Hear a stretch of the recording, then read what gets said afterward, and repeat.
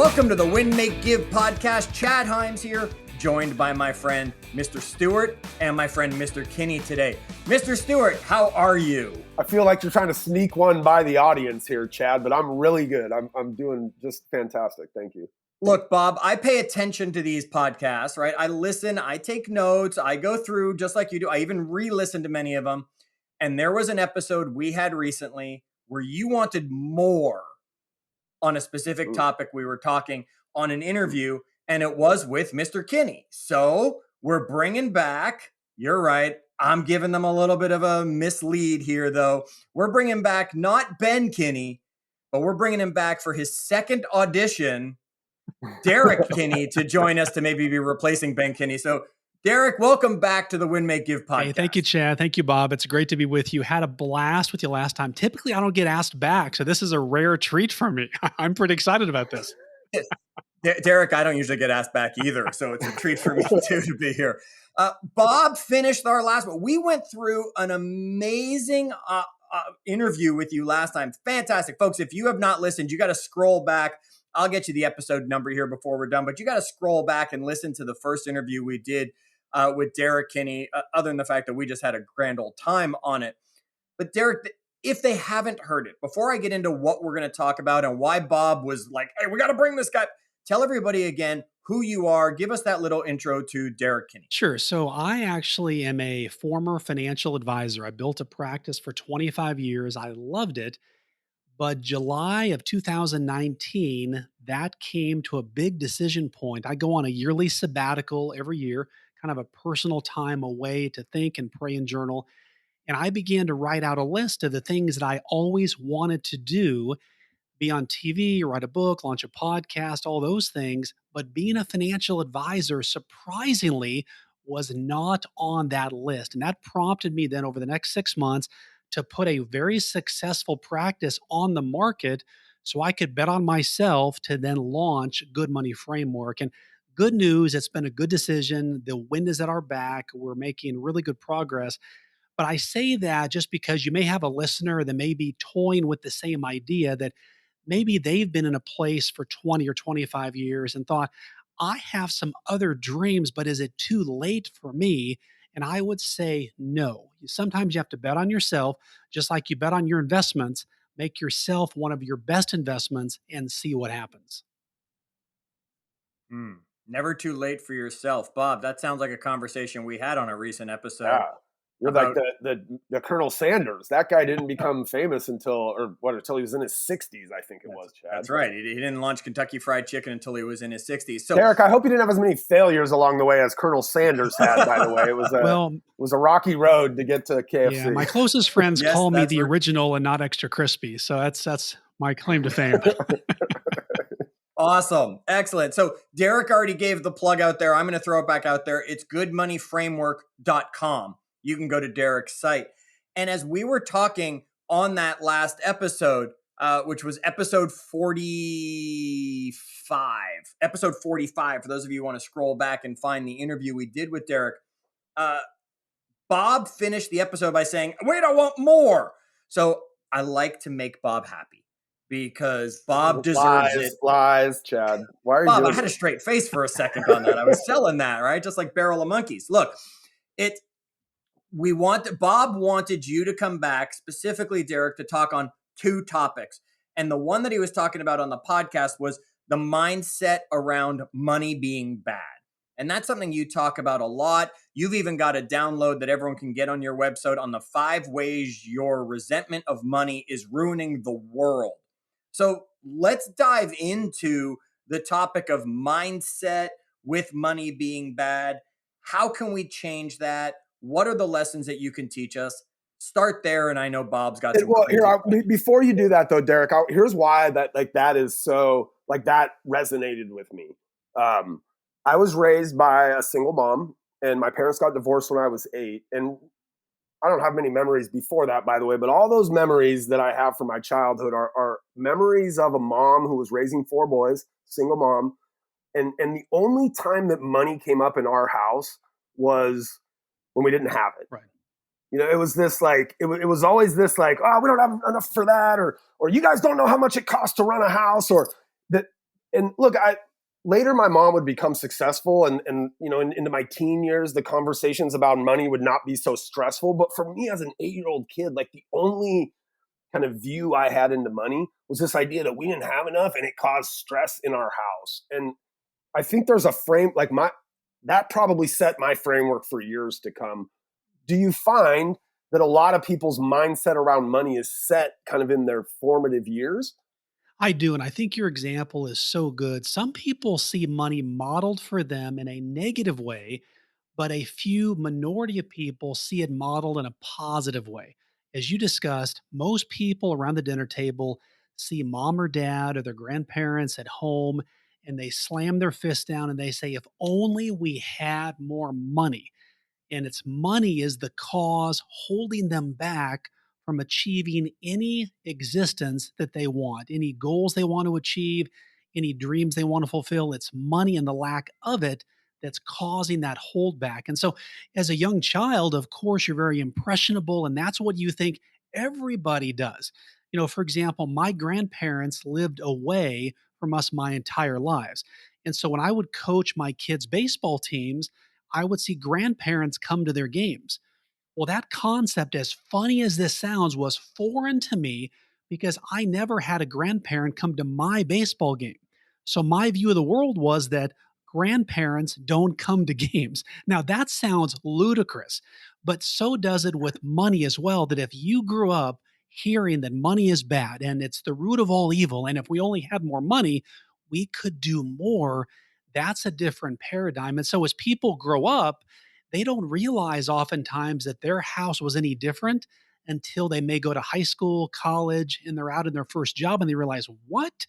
You grew up believing money was bad? Who told you that? Then it's a really an exercise of having to go back and rewind some of those negative thoughts people have had. But here's what we do know is that those mental inputs are real imprints on our mind and affect the belief that we have in ourselves and how much money we can make.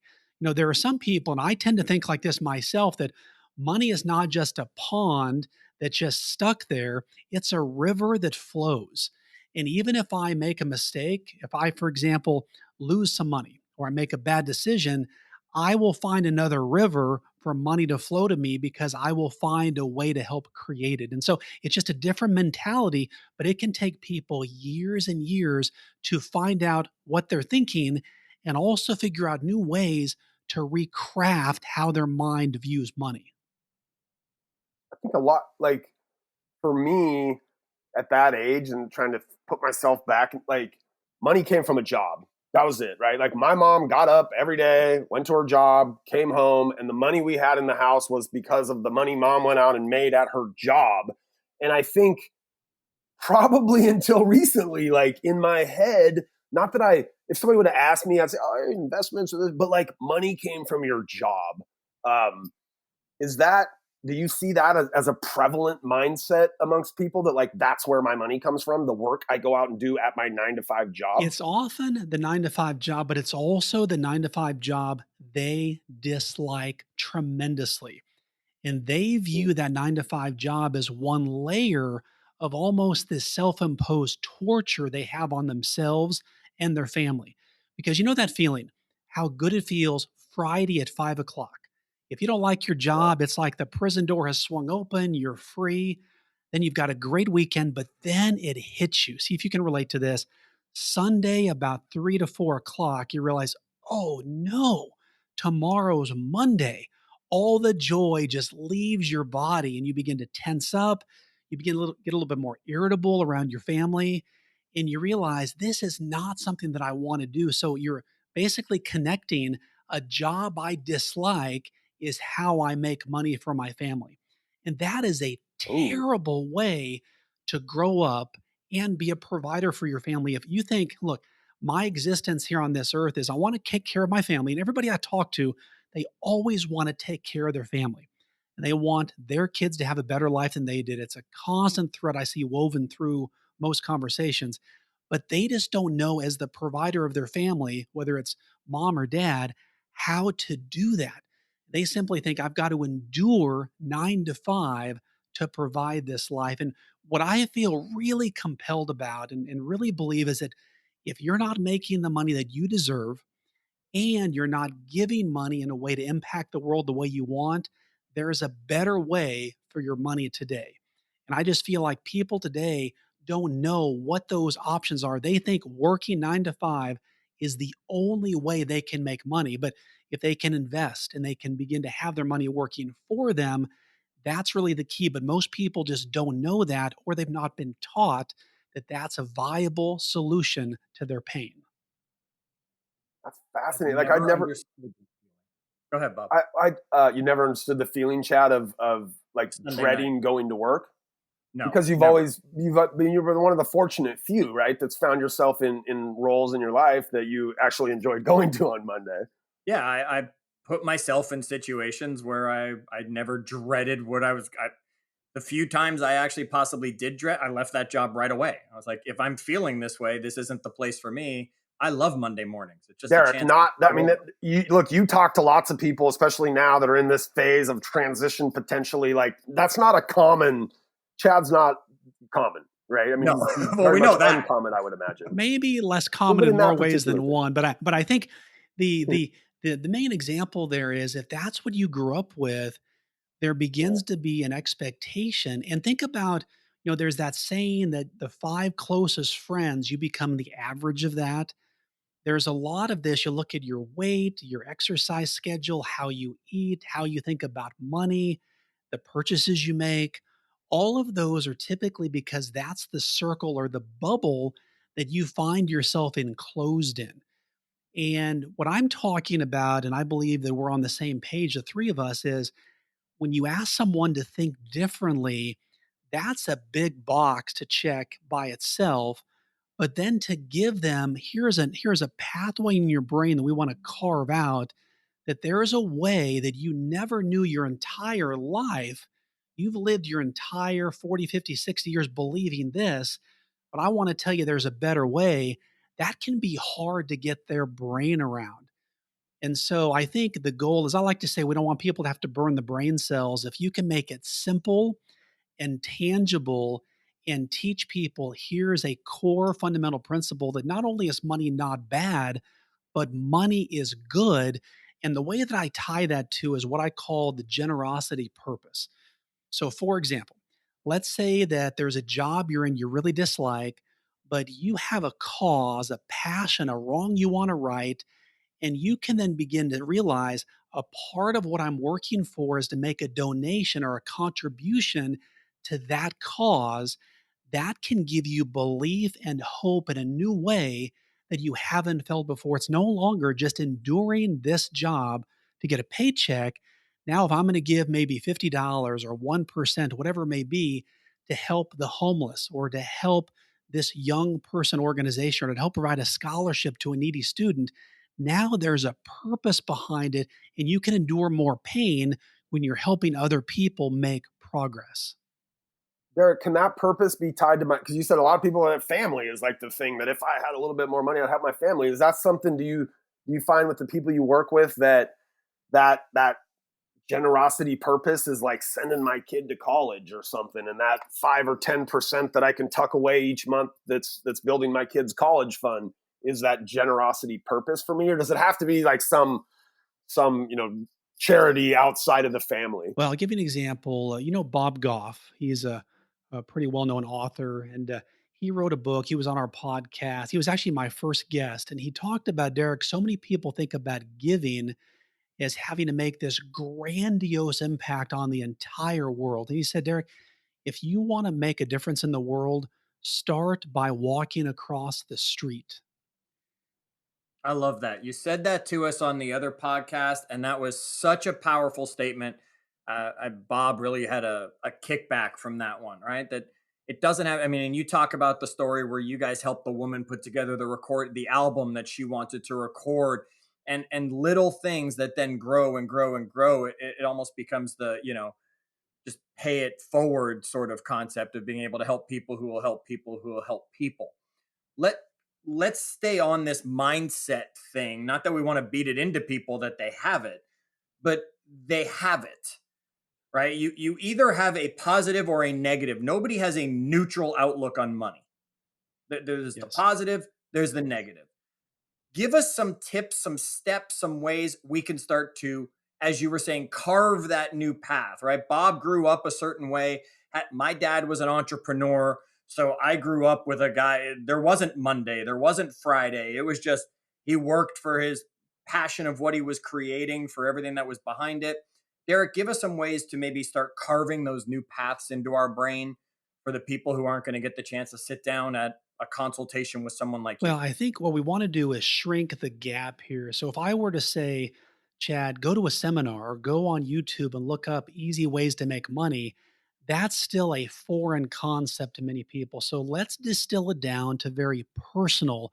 You think about Maslow's hierarchy of needs or all these psychological pyramids. Ultimately, it's about how can someone become more relevant and make an impact in people's lives. If they can do that, they attach meaning to their money. So what I would ask your listeners to do is this is ask yourself why. What is the feeling that you want to have knowing that you made a difference in the life of your family or in those organizations that you care deeply about?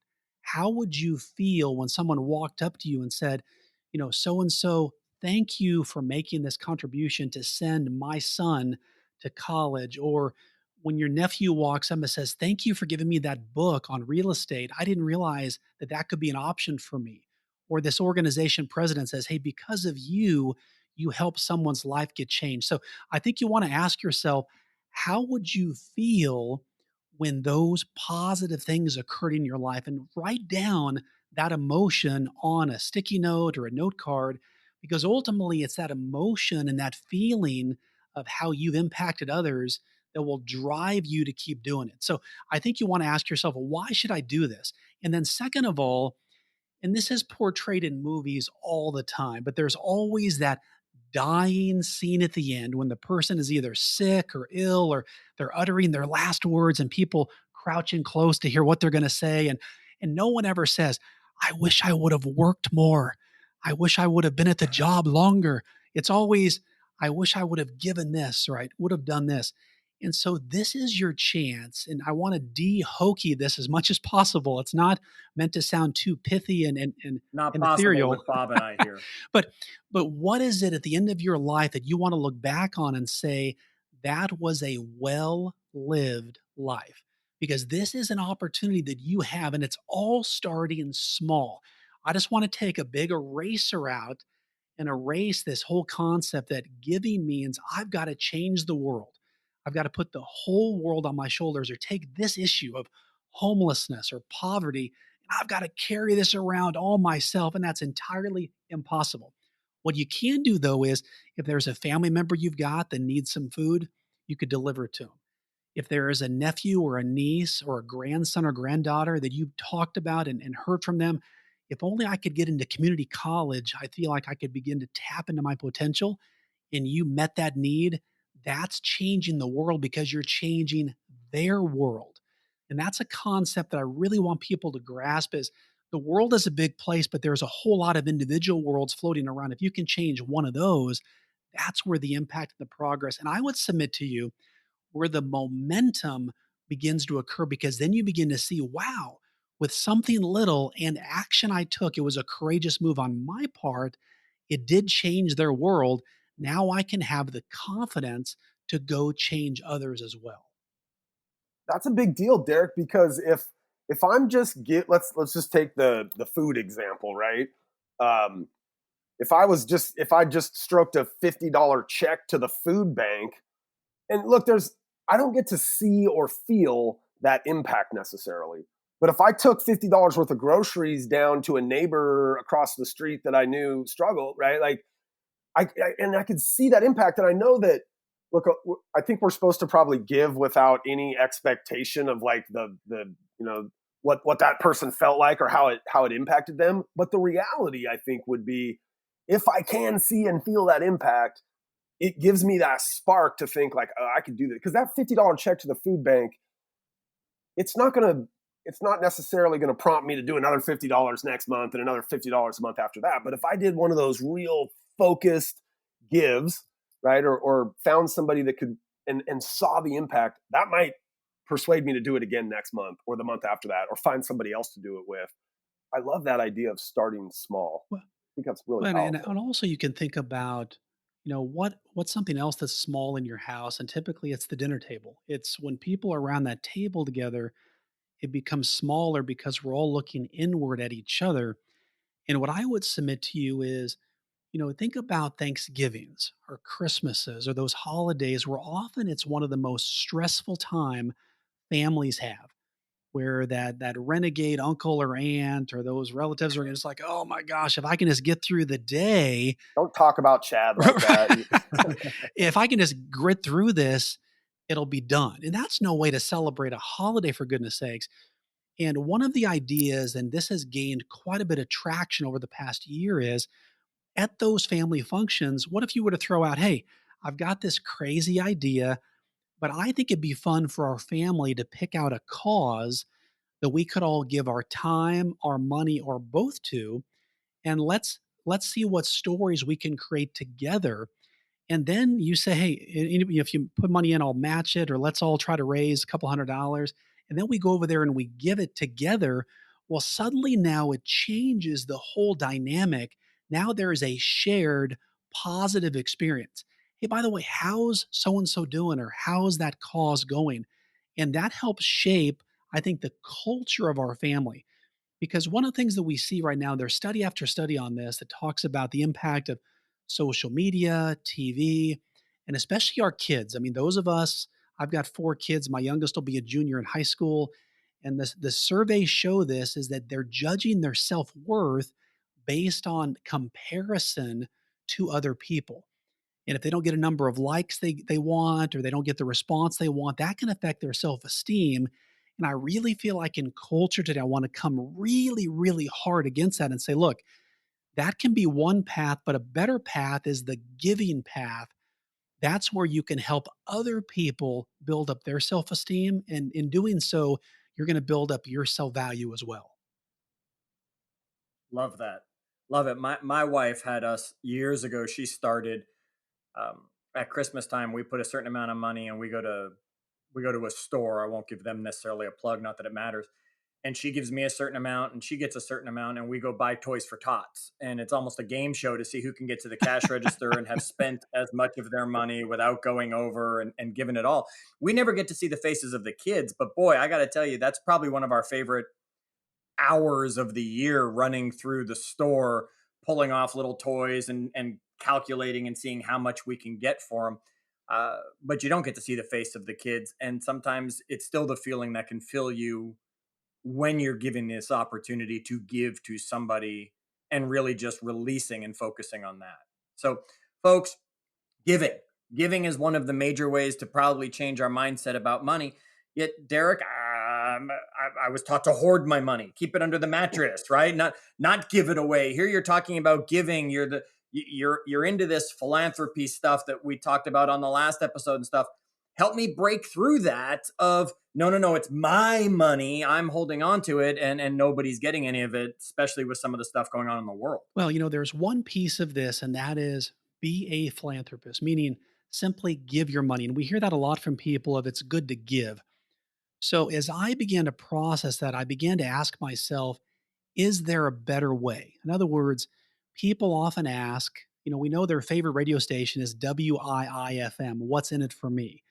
And a lot of times giving means like, because I give, then I'm losing for someone else to gain. It's a lose win transaction. And I don't think that's right. And so, what I've come up with is a framework, especially whether it's business owners or people that have a cause that they're really impassioned by, is there is a way to actually make more money while you're giving more money away. And let's say, for example, you guys have business owners, I'm guessing, that are probably large members of your audience. So let's say that Yes. someone is, I'll give you an example, like they've got a recycling business and they want to grow their business. We had this a couple years ago. A gentleman came into my office. I shared this story last time as well, but he was just beside himself of, Derek, the business is okay, but I'm really not excited about it anymore. And we began to talk about what are some causes that he connected with. And they had gone to a village on a recent family vacation and saw this need for a school. And I said, what if you did this? What if you set a goal and you said, I'm going to increase my sales by a certain amount and I'm going to give half of that to support that school? Well, 3 months later, he comes in. He's a new guy. He's rejuvenated. He's already funded about half of that school. The bottom line is this is he was now making more money.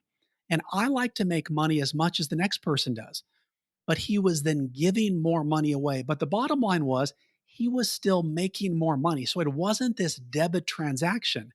And I think that's one thing that people can begin to lose sight of, that there's a way now to do this where, let's say that you've got a business, and if you go to your customer base and say, look, going forward, we've picked a cause that is near and dear to our heart, and a percentage of all of our sales is going to go to help solve this problem. Now, what's even better is if you have a story that's real, that you can talk about how that cause has personally impacted your life.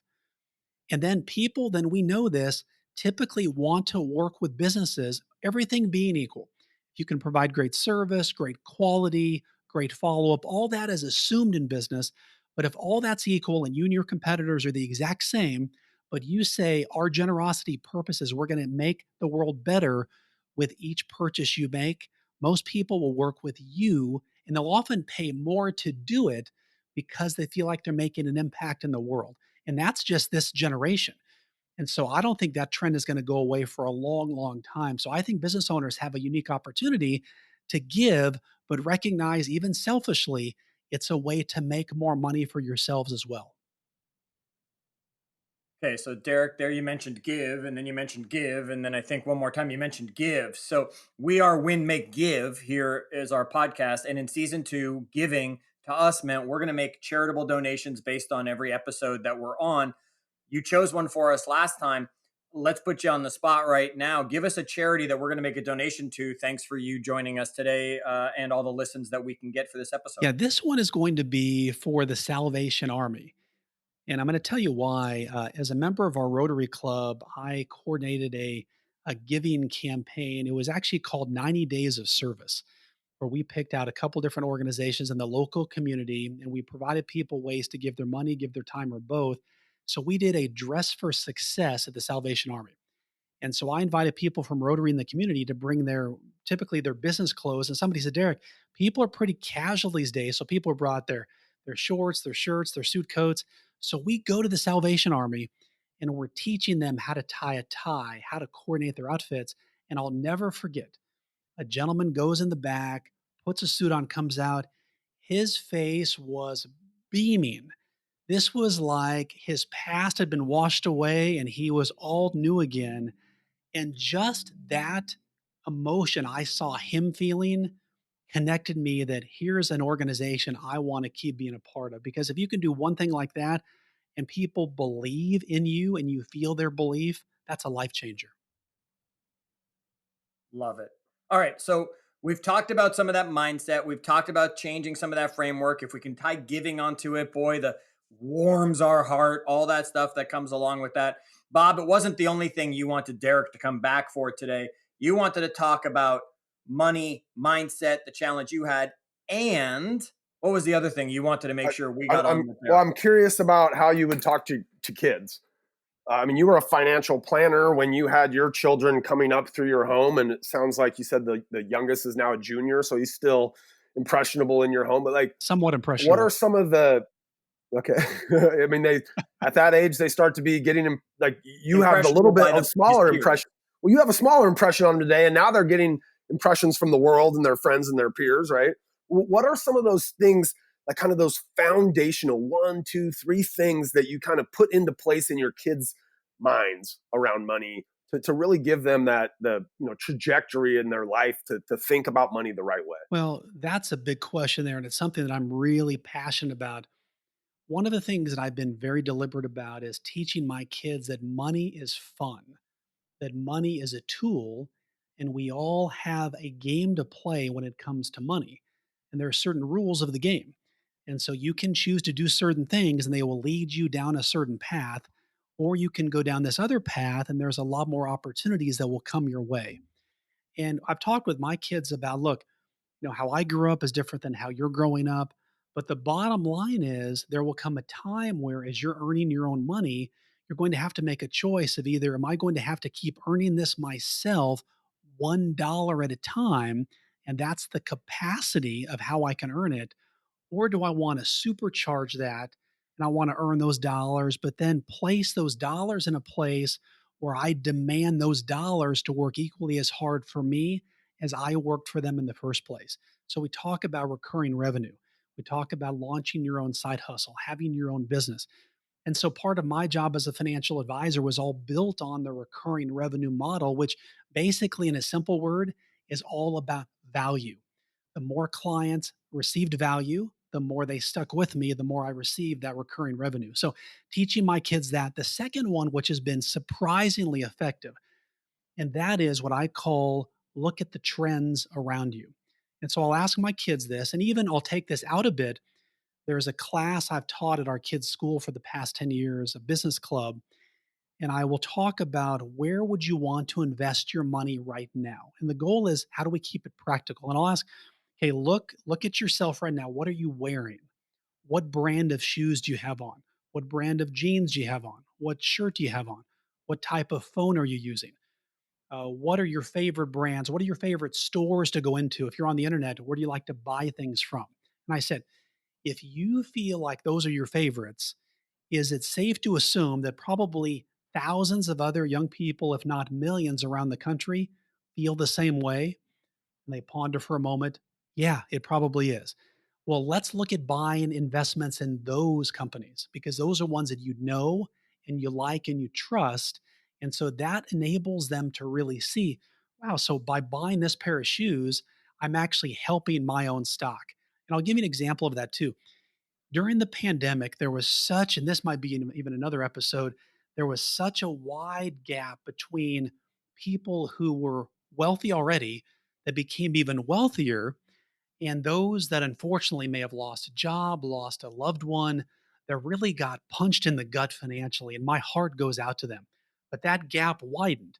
And I was talking to my kids about, what are some reasons why that occurred? And one is, for example, when I launched my business, I was having Amazon deliveries sent to the house on a weekly basis. Well, if Amazon hadn't been there, that could have actually crimped my productivity. And so I told my kids, were other people probably ordering from Amazon as well because there were stay at home orders? They couldn't go out. They said yes. What about not being able to go to the gym? A company called Peloton got really good at delivering high quality bikes to people. We have one at our house. That stock did really, really well. Wait, what's your username so we can share and There we can all follow you now? I need to look that up, actually. I may get that to you off. That's a bad answer if you don't know your username and telling us you just got thrown under the bus with Mr. Ben Kinney, He's got who has his Peloton in the basement. The Kinney boys have their Pelotons down there acting as coat racks. Oh, that's right. No. I hit my 700th ride about a week ago. So wow. We're in it. My wife's she's a Peloton devotee as well. But that was an example of Peloton. But even I said, what about eating out? You think about Papa John's, you think about Pizza Hut, you think about Chipotle, those stocks did really, really well. And they didn't plan on the COVID issue occurring in the pandemic, but they were uniquely positioned when a time of crisis occurred.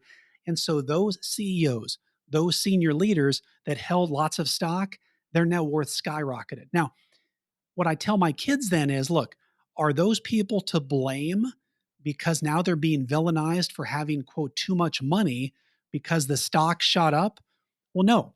The concept is they added value at a moment where people needed their pain points eased. And so the lesson that I want my kids to know is, look, either in your current job, you want to find ways to add value to your employer to then position you to make more money, or on the side, take a skill that you have or want to develop and help other people by adding value to them. It's all this value. I mean, we know that value or dollars follow value. That's the proven line there. So that's what I tell my kids about. But also, if there's a mistake I make, one of the best ways to get their attention around the table is, you know what? Dad really screwed up today. I made a really bad investment decision. They're all ears. and it's prime for the lesson that they can receive. But Bob would be talking like that all night. All right, I figured out while you were talking there that if my finances was a game, it would be shoots and ladders because boy, I just keep going right back down and having to climb back up and right back down, and having to climb back up. I think Bob's might be Twister. Not really sure when it comes to all that. All right, so Derek, Bob's got a 3 and a 5 year old, and we're going to have him bring them to you, put them in front of you, and say, now listen to Mr. Kinney. And you're going to get the opportunity to talk to a 3 and a 5 year old, help them moving in the right direction. Because at that age, really, they just want to dress up like superheroes and jump off things. So talk to us. How would you talk to a 3 and a 5 year old when they're really that young and money is not a thing in their head yet? Well, when it comes to kids, I find even with adults, you want to make it very simple and based on something that they like. So what comes to my mind is candy. I Yeah, would my kids ask, love candy, Derek. okay, Mike and Ike's. I Mike and Ike's. Like that's what Ooh. I'd pull out, by the way. okay, But Mike and Ike, there you go. So I would just talk about Mike and Ike, and I would talk about how did this candy get developed? What do they like about it? And begin to get them thinking, hey, why do they like this candy? And I would ask them kind of a fun question, and that is, if you were to design your own candy, what would you call it and what would you want in it? What would you want it to taste like? And I want them to begin thinking about, wow, so I could actually do something like this, A.